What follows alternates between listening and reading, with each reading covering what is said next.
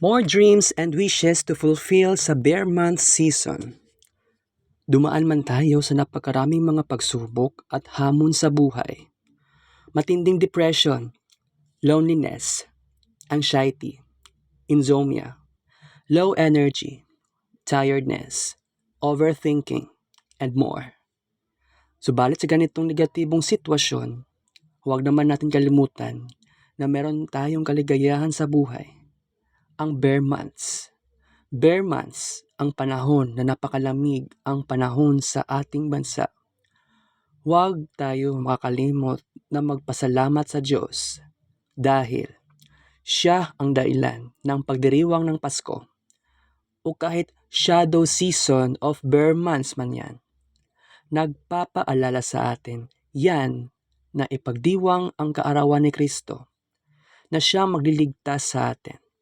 Sa bear months na ito, manalangin naman tayo na sana ang mga pangarap at kahilingan natin sa buhay ay matutupad at matutupad. Sa ngalan ni Jesus, kailangan mo lang yan ng matibay na paniniwala at maniwala ka sa akin sapagkat lahat ng pagsubok natin sa buhay ay malalampasan.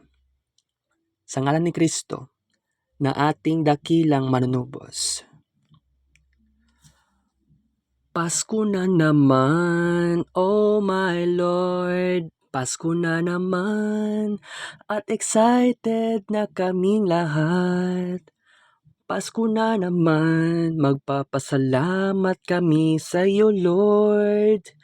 Dahil ikaw ang dahilan nito, maraming blessings ang natatanggap. Mga pagsubok ay okay lang dahil iyon ay temporaryo lamang. Sa 4 na buwang bear months, marami kaming ililista. At sana po, Lord, more dreams and wishes to fulfill sa bear month season. Yo, yo, yo, hiling po namin na sana matutupad na lahat mga pangarap at kahilingan namin, oh Lord.